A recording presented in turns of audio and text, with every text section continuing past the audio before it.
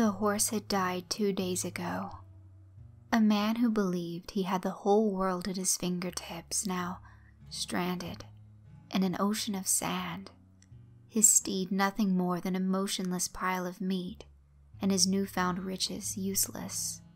He had found it strange at the time, once the sheriff stopped following him, but money was at the forefront of his mind then, the thought of escape and wealth overwhelming the outlaw's sense of direction.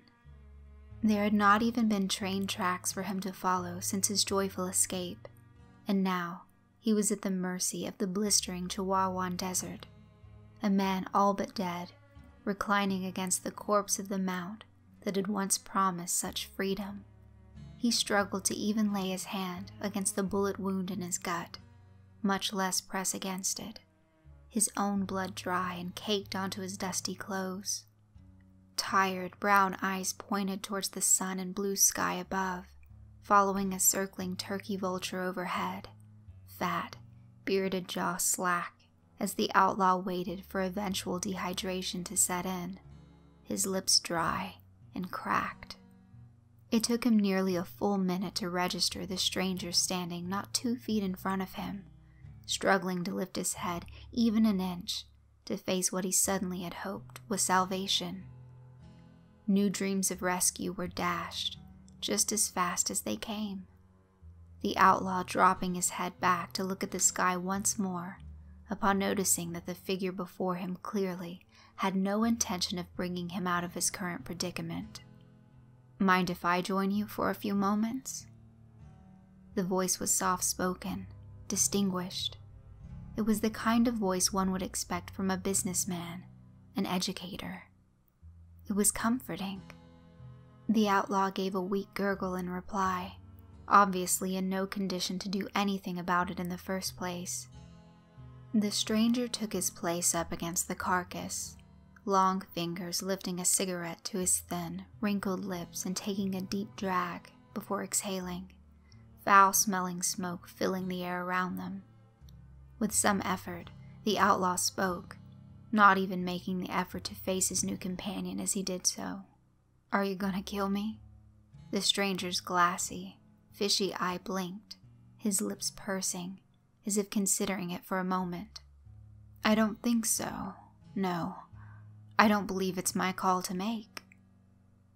The holes in his face flexed as the newcomer took in another long inhale, the second cloud smelling far sweeter than the first. Delirious, the outlaw managed to urge out a response, his own mind hardly even aware of what he was saying. "Am I in hell? You think you're important enough for hell?" The vulture turned and turned. The stranger brought his cigarette to his neck a third time. "Heaven, then?" The stranger shook his head, holes opening to pass another gust of smoke.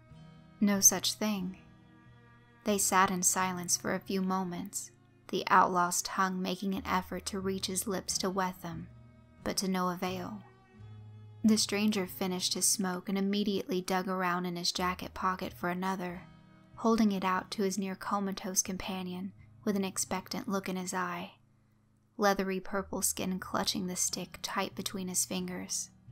The outlaw shifted his gaze beside him, then, with great effort, lifted up his arm to take it.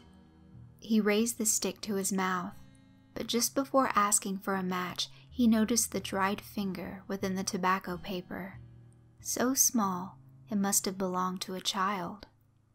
With a frown, he dropped the grotesque item to the ground, curly black locks thumping onto the horse's foul-smelling flesh once again.